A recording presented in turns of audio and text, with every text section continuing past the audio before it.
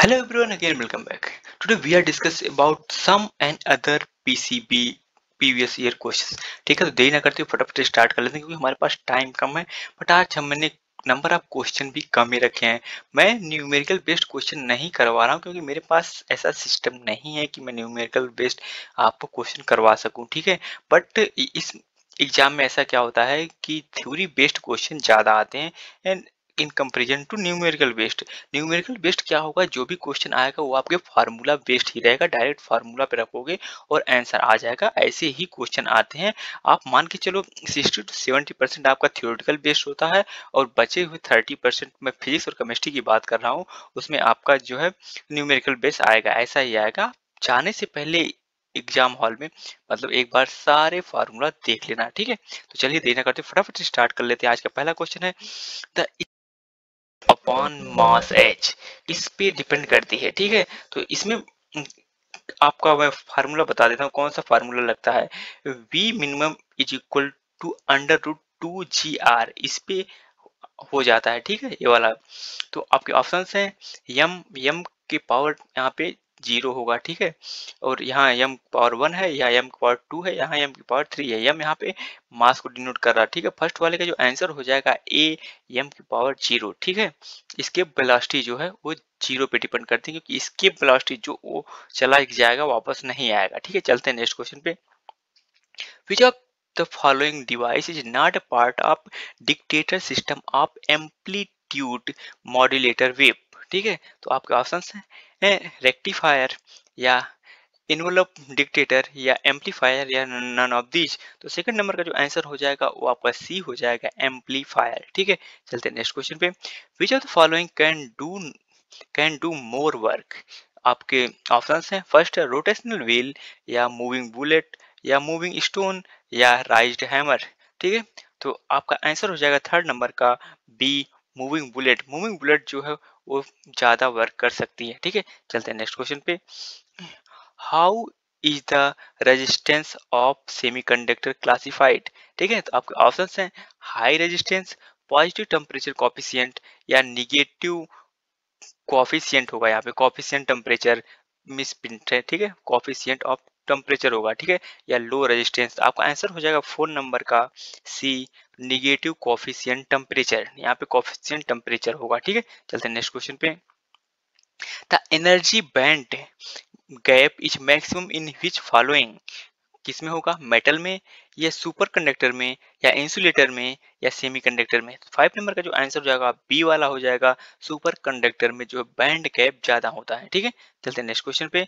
The electric field at a point is, electric field, तो option आपके always continue या continue if there is no charge at the point या discontinue if there is a charge at that point, या और last option है both B and C. तो six number का जो आंसर हो जाएगा आपका D, both B and C, ठीक है। चलते हैं नेक्स्ट क्वेश्चन पे।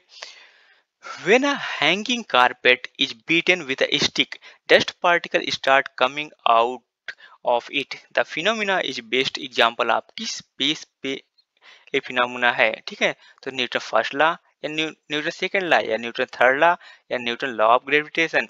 तो आपका आंसर हो जाएगा सेवन नंबर का ए, न्यूटन फर्स्ट लॉ पे ए डिपेंड करता है, ठीक है। इस टाइप के क्वेश्चन ही आते हैं, ज्यादा टफ नहीं आते। कुछ स्टूडेंट बोल रहे हैं कि बहुत सारे लोग जो है काफी हार्ड क्वेश्चन करवा रहे हैं, नीट के लेवल का करवा रहे हैं।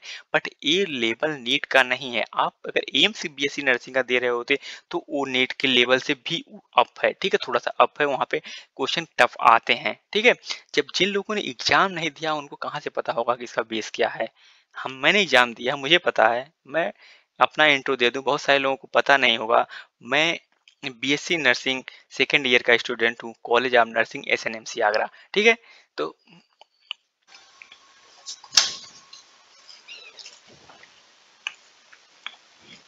आपका क्वेश्चन नंबर 8 है, which one following statement is true regarding the third law of motion, ठीक है। इसमें से कौन सा करेक्ट होगा। Action and reaction are equal opposite and act on two different bodies. वैसे आपको सबको पता होगा true regarding the third law of motion, जो action and reaction are equal opposite and act on two different bodies, यही आपका answer होगा। यही आपकी सीधी सीधी डिफिनेशन है न्यूटन थर्ड लॉ की, ठीक है। चलते हैं नेक्स्ट क्वेश्चन पे। A convex mirror is used to from the image of an object, the which of the following statement is wrong? इसमें से कौन सी इसमें स्टेटमेंट गलत है? The image lies between the pole and focus, yes correct है. The image is diminished in size, मतलब वो छोटी बनेगी, या ये भी सही है. द इमेज इज इरेक्ट, या नीचे की साइड बनेगी, ये भी सही है. The image is real, image real नहीं हो सकती जब इरेक्ट बनेगी. तो ठीक है, चलते हैं नेक्स्ट क्वेश्चन पे. तो आपका 9 नंबर का जो होगा डी वाला गलत हो जाएगा. ठीक है, चलते हैं नेक्स्ट क्वेश्चन पे. The focal length of the concave mirror is, focal length F की बात हो रही है, एफ यहाँ पे 50 सेंटीमीटर इन एयर हो जाएगा. ठीक है, when there mirror is kept in water the focal length will be, यहाँ पे एफ आपका 50 दिया हुआ है, तो ये आप फार्मूला यूज करेंगे f is equal r by two. ठीक है, तो आपको आर बाई टू निकालना होगा इसमें से. ठीक है, तो आपके ऑप्शन हैं इंक्रीजेज या डिक्रीजेज या रिमेन सेम या मे इंक्रीज में डिक्रीज. 10 नंबर का जो आपका आंसर हो जाएगा वो सी वाला हो जाएगा, रिमेन सेम. ठीक है, चलते हैं नेक्स्ट क्वेश्चन पे. If filament is heated then it emits, अगर किसी फिलामेंट को हीट करेंगे तो क्या निकलेगा उसमें से, प्रोटॉन या प्रोटॉन, दोनों ऑप्शन सेम होंगे, या इलेक्ट्रॉन या ए पार्टिकल. तो आपको 11 नंबर का जो हो जाएगा बी वाला हो जाएगा, प्रोटॉन उसमें से निकलेगा. ठीक है, चलते हैं नेक्स्ट क्वेश्चन पे. Which of the following spectral series of hydrogen atom is lying visible electromagnetic wave. यहाँ से एक क्वेश्चन हर बार आता ही है, आता है यहाँ से फिक्स. ये काफी इजी है, इस सीरीज को हमेशा आप याद रख लेना. ठीक है, तो आपके ऑप्शन है Paschen series, Pfund series, Lyman series या बामर सीरीज. 12 नंबर का जो आंसर हो जाएगा पर डी हो जाएगा, बाल्मर सीरीज. ठीक है, यही वाला जरूर देख लेना, मॉडर्न अच्छे से देख लेना, उससे सारे फार्मूला देख लेना, वहां से 2-3 क्वेश्चन आने की प्रोबेबिलिटी हमेशा रहती है. ठीक है, चलते हैं नेक्स्ट क्वेश्चन पे. The work done in moving a unit positive test charge over a closed path is in an electric field is always first, one या इन्फिनिटी या जीरो या निगेटिव. 13 नंबर का जो आंसर हो जाएगा वो हो जाएगा आपका सी, जीरो. ठीक है, चलते हैं नेक्स्ट क्वेश्चन पे. यहाँ से आपका केमिस्ट्री स्टार्ट हो गया, मैंने 13 क्वेश्चन ही लिए थे फिजिक्स के अभी. ठीक है, तो 40 नंबर क्वेश्चन आपका केमिस्ट्री का. In liquids London force are found in, London force कहाँ पे मिलता है. ठीक है, आपका ऑप्शन है पोलर मॉलिक्यूल में या नॉन पोलर मॉलिक्यूल में या हाइड्रोजन बॉन्डेड मॉलिक्यूल में या नॉन ऑफ एबव में. 14 नंबर का जो आंसर हो जाएगा बी वाला हो जाएगा, नॉन पोलर मॉलिक्यूल. ठीक है, चलते हैं नेक्स्ट क्वेश्चन में. Rate of reaction depend on, rate of reaction किस चीज पे डिपेंड करती है, टेम्परेचर पे, कंसंट्रेशन ऑफ रिएक्टेंट्स पे, या प्रेजेंस ऑफ कैटालिस्ट पे, या ऑल ऑफ एबव. इसमें जो हो जाएगा 15 नंबर का आंसर आपका डी, ऑल ऑफ एबव. ठीक है, चलते हैं नेक्स्ट क्वेश्चन पे. Which of the following ores is best concentrated by the froth flotation method. ठीक है, तो आपके ऑप्शन है मैग्नेटाइट या कैसेट्रेट या गैलेना या मैलेकाइट. तो 60 नंबर का जो आपका आंसर हो जाएगा सी, गैलेना. ठीक है, चलते हैं नेक्स्ट क्वेश्चन पे. Which of the following used in making plane, plane बनाने में कौन सा मेटल यूज होता है. आपके ऑप्शन है कॉपर, नहीं. बी टंगस्टन, नहीं. सी एल्यूमिनियम, हाँ एल्यूमिनियम का ही यूज किया जाता है प्लेन बनाने के लिए. ठीक है, 70 नंबर का जो आंसर हो जाएगा वो आपका हो जाएगा सी. ठीक है, चलते हैं नेक्स्ट क्वेश्चन पे.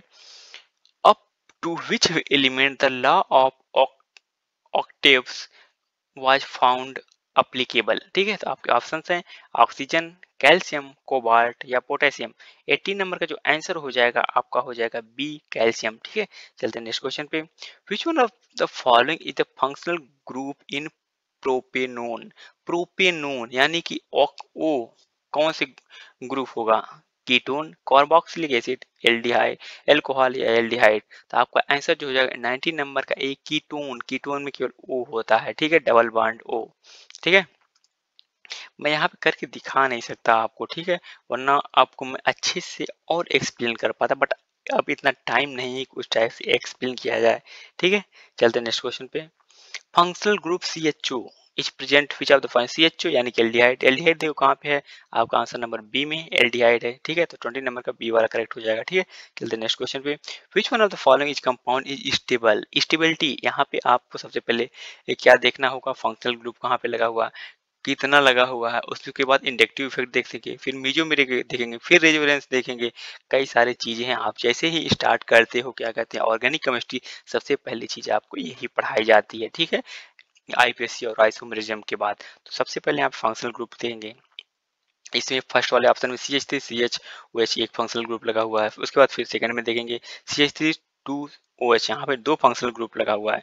फिर यहाँ पे देखेंगे यहाँ पे भी दो फंक्शनल ग्रुप लगा हुआ, बट यहाँ पे क्या हो रहा है, प्लस आई वर्क कर रहा, तो आपको पता ही होगा प्लस आई जो इंडक्टिव इफेक्ट होता है, प्लस आई वो लेस स्टेबल होता है देन माइनस आई के। तो यहाँ पे क्या है, CCl2 ये माइनस आई इंडक्टिव इफेक्ट दिखा रहा है इसमें, तो ये क्या हो जाएगा, मोर स्टेबल। तो 21 नंबर का आपका सी वाला हो जाएगा, ठीक है, answer more stable.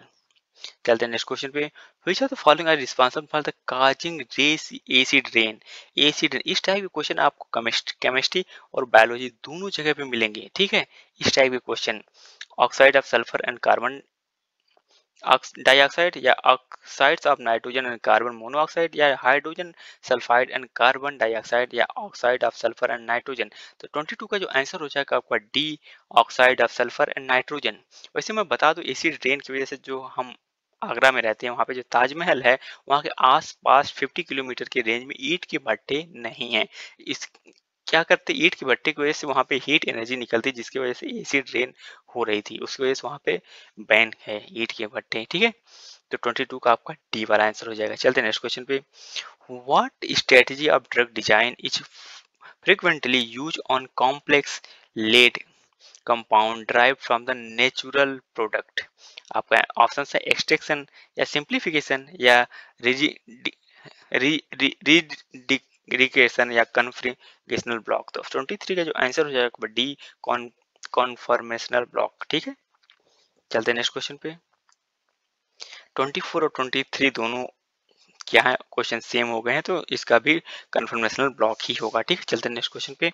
Which of the following compound on oxidation gives benzoic acid. इसमें से बेंजोइक एसिड किसका ऑक्सीडेशन करेंगे तो बेंजोइक एसिड देगा, क्लोरो क्लोरोफिनॉल, या क्लोरोटॉल्विन, या क्लोरोबेंजीन, या बेंजील क्लोराइड। तो 25 का जो आंसर हो जाएगा आपका हो जाएगा वो डी, बेंजील क्लोराइड, ठीक है। एक बार इसको करके देखना, बेंजील क्लोराइड, ठीक है। चलते हैं नेक्स्ट क्वेश्चन पे। Among the following mixture, dipole as the major interaction is present in benzene and ethanol, या H2 nitrile and acetone, या पोटेशियम क्लोराइड एंड वाटर, या बेंजीन टेट्राक्लोराइड एंड कार्बन। 26 से जो आंसर हो जाएगा आपका बी हो जाएगा, H2 nitrile एंड एस्टोन, ठीक है। चलते हैं नेक्स्ट क्वेश्चन पे। ग्लाइकोजन इज पॉलीमर, ग्लाइकोजन आपका पॉलीमर होता है ग्लूकोज का। 27 का आपका सीधे सीधे ये वाला आंसर हो जाएगा कि पॉलीमर चैप्टर से एक क्वेश्चन आता ही आता है, मॉलिक्यूलर पॉलीमर चैप्टर से मिला के दो क्वेश्चन आने ही आने फिक्स है, ठीक है। चलते हैं नेक्स्ट क्वेश्चन पे। The gas use in the hydrogenation of oil in presence of nickel as a catalyst to give vanaspati each, ठीक है। कौन सी गैस यूज, ऑक्सीजन, नाइट्रोजन, या हाइड्रोजन, या क्लोरीन। तो आपका हाइड्रोजन गैस यूज की जाती है, H2, ठीक है। 28 का सी वाला हो जाएगा आंसर, ठीक है। चलते हैं नेक्स्ट क्वेश्चन पे। The monomer caprolactam is polymerized to obtain which polymer। Caprolactam से कौन सा पॉलीमर मिलता है, ठीक है, टेफ्लॉन, नायलॉन 6, या बैकेलाइट, या केवेलर। तो आपका हो जाएगा 29 का आंसर बी, नायलॉन 6, ठीक है। चलते नेक्स्ट क्वेश्चन पे। A genetic disorder can be cured through, किसकी किस तरीके से हम जेनेटिक डिसऑर्डर को क्योर कर सकते हैं, आरडीएनए टेक्नोलॉजी, या जीन थेरेपी, या एम्ब्रियो ट्रांसफर, या ऑल ऑफ। 30 नंबर का जो आंसर हो जाएगा 30 का बी, जीन थेरेपी। ये मैंने आपको biotechnology chapter number second part वाले में बताया है, ठीक है। चलते नेक्स्ट क्वेश्चन पे। Which of the following biomolecule can be analysed by ELISA test. आपका ऑप्शन है पेप्टाइड्स, हार्मोन्स, या एंटीबायोटिक्स, या ऑल ऑफ एबव। 31 का जो आंसर हो जाएगा डी, ऑल ऑफ एबव, ठीक है। चलते नेक्स्ट क्वेश्चन पे। Middle lamella composed of is mainly hemicellulose, म्यूमेरिक एसिड, या कैल्शियम पेक्टेट, या नॉन ऑफ एबव। 32 का जो आंसर हो जाएगा सी, कैल्शियम पेक्टेट, ठीक है। चलते हैं नेक्स्ट क्वेश्चन पे। Nuclear envelope is a derivative of microtubules, rough endoplasmic reticulums, या स्मूथ एंडोप्लाज्मिक रेटिकुलम्स, या मेम्ब्रेन ऑफ गोल्जी कॉम्प्लेक्स। 33 का जो आंसर हो जाएगा आपका बी हो जाएगा, रफ एंटीप्लाज्मिक रेटिकुलम, ठीक है। चलते हैं नेक्स्ट क्वेश्चन पे। How many ATP molecule are produced in Krebs cycle? How many molecule? यहाँ पे बात हो रही है, तो वहाँ पे जो क्या होता है, ग्लाइकोलिसिस से कितने मॉलिक्यूल जो एंटर कर रहे हैं क्रेब्स साइकिल में, इसमें उसकी बात हो रही है। तो क्रेब्स साइकिल में जो एंटर करता है पायरुवेट, एक पायरुवेट से 2 ATP गेन होती है, ठीक है। तो यहाँ पे आपको देखना है सबसे पहले 2 ATP कहाँ, 34 का ऑप्शन नंबर डी हो जाएगा, 2 ATP गेन होती है, ठीक है। चलते हैं नेक्स्ट क्वेश्चन पे। Which among the following biosphere reserve is enlisted rated as a UNESCO world heritage site. आपके ऑप्शन है Gulf of Mannar biosphere reserve, या पना बायोस्फीयर रिजर्व, या सिमलीपाल बायोस्फीयर रिजर्व, या मानस बायोस्फीयर रिजर्व। तो आपका 35 का जो आंसर हो जाएगा वो डी हो जाएगा, मानस बायोस्फीयर रिजर्व। ठीक है, चलते नेक्स्ट क्वेश्चन पे। Which of the following pollutant are responsible for the acid rain. देखिए केमिस्ट्री में भी वाला क्वेश्चन था, बायो में ये दोनों जगह पे पूछा जा सकता है। ठीक है, यहाँ पे आपको हो जाए nitrogen oxide and sulphur dioxide, ठीक है। चलते हैं नेक्स्ट, तो आपका 36 का जो हो जाएगा वो डी वाला आंसर करेक्ट हो जाएगा।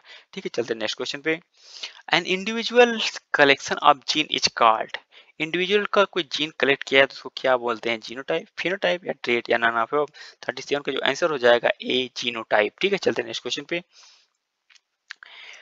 38 आपका है, in higher vertebrates in immune system can distinguish self cell and non self if the property is lost due to the genetic abnormality and it attacks self cell, then it lead to allergic response, graft rejection, या autoimmune disease, या active immunity. 38 का जो answer हो जाएगा पर सी वाला हो जाएगा, ऑटो इम्यून डिजीज। जब खुद की सेल खुद को ही मारना स्टार्ट कर दे तो उसको ऑटो इम्यून डिजीज में बोलते हैं। ठीक है, चलते नेक्स्ट क्वेश्चन पे। ड्रॉपलेट इन्फेक्शन, ड्रॉपलेट इन्फेक्शन किस में से हो सकता है, टेटनस, सिफिलिस, या निमोनिया, या टाइफाइड। तो निमोनिया फैलता है ड्रॉपलेट इन्फेक्शन से। ठीक है, लाइक कोविड। ठीक है, 39 का आपका आंसर हो जाएगा बी वाला। चलते हैं नेक्स्ट क्वेश्चन पे। Which of the following are produced by the micro organisms. आपके ऑप्शंस हैं एल्कोहलिक बेवरेजेस, या फ्रेगमेंटेड डेयरी प्रोडक्ट्स, या ब्रेड्स, या ऑल ऑफ दीज। 40 नंबर का जो आंसर हो जाएगा आपका हो जाएगा डी, ऑल ऑफ। सारे जो माइक्रो ऑर्गेनिज्म से प्रोड्यूस किए जाते हैं। ठीक है, चलते हैं नेक्स्ट क्वेश्चन पे। Crop plant grow in monoculture are free from competition interspecific, या characterized by poor root system, या highly prone to pest, या low in yield। 41 का जो आंसर हो जाएगा सी, highly prone to pest। ठीक है, चलते हैं नेक्स्ट क्वेश्चन पे। Manipulation of DNA in genetic engineering become possible due to the discovery of primase, transcriptase, या डीएनए लाइगेज, या रिस्ट्रिक्शन एंडोन्यूक्लियस। 42 का जो आंसर हो जाएगा आपका डी, रिस्ट्रिक्शन एंडोन्यूक्लियस, क्योंकि ये मॉलिक्यूलर फीचर होती है जिसकी वजह से कट करके कोई भी जीन यहाँ पे जोड़ा जा सकता है। ठीक है, चलते हैं नेक्स्ट क्वेश्चन पे। बस हमने अभी 42 क्वेश्चन ही ले रखे थे, 30 क्वेश्चन थे क्या आपका पीसीबी के। ठीक है, तो जितना हो सक रहा है मुझसे, मेरे पास जितना टाइम बच रहा है मैं उतना आपको करवा रहा हूँ। ठीक है, अभी आपके पास ज़्यादा टाइम नहीं बचा हुआ है। ठीक है, इसके लिए हम कल बात करेंगे एक सेपरेट वीडियो में हम अब क्या कर सकते हैं। ठीक है, और एक बात और करेंगे कि हम मतलब एग्जाम सेंटर में जाने से पहले क्या क्या चीज़ें नेसेसरी हैं, क्या चीज़ें हम लेके जा सकते हैं। ठीक है, तो अगर अभी तक चैनल को सब्सक्राइब नहीं किया तो प्लीज़ सब्सक्राइब कर लेना। कोई चीज़ ना समझ में आया कमेंट करके पूछ सकते हो। और एक बात और, कमेंट करके आप मुझे एक काम करो, इंस्टाग्राम की लिंक मैं दे रहा हूँ उसमें आप पूछा करो, क्योंकि कई सारे कमेंट मुझे दिखाई नहीं देते हैं, मैं उसका रिस्पॉन्स नहीं कर पा रहा हूँ। ठीक है, तो आप प्लीज़ मुझे इंस्टाग्राम पे आप कमेंट कर मैसेज करके पूछ सकते हो, कोई भी क्वेरी हो आपकी। ठीक है, तो अगर वीडियो पसंद आया तो प्लीज़ लाइक करना और अपने दोस्तों के साथ भी शेयर करना। मिलते हैं नेक्स्ट वीडियो में। Thank you.